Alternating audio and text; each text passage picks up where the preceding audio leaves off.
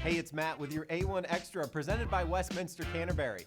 This week we're talking with RTD Data Reporter Sean McGoey, who's looking back on his first year with the paper and his favorite stories of 2022. Here's Sean.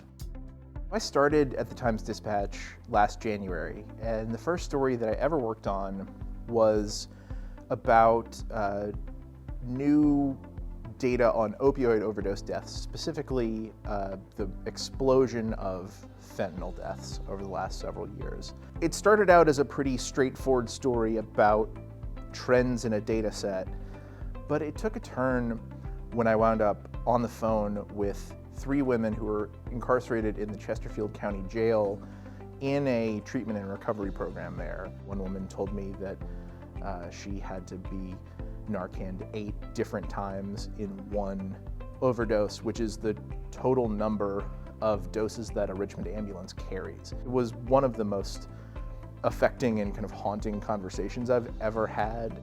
I've also had the chance to work on some stories that have been a bit of a stretch and get me outside of my normal comfort zone, which is numbers and trends. In November, I covered a Holocaust memorial.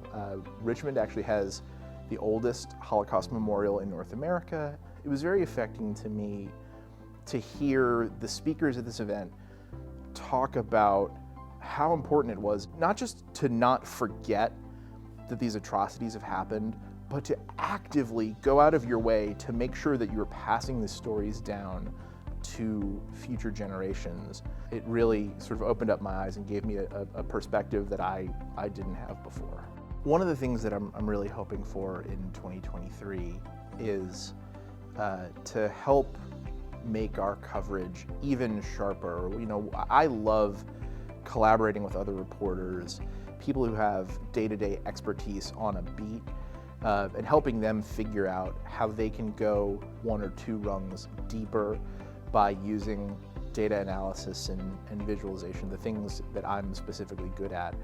But I also think that I'm learning a lot from working with them too, and getting better at, you know, making sure that data is supported by human stories in much the same way that human stories get supported and enhanced by including data stuff. That's what I am really looking forward to in 2023, is getting even better at that and helping tell important stories in Richmond. All right, that's it. Make sure you log on to richmond.com for more reporting and stories of Richmond and Central Virginia. And remember to follow along on social at RTD News. We'll see you next week for another A1 Extra presented by Westminster Canterbury.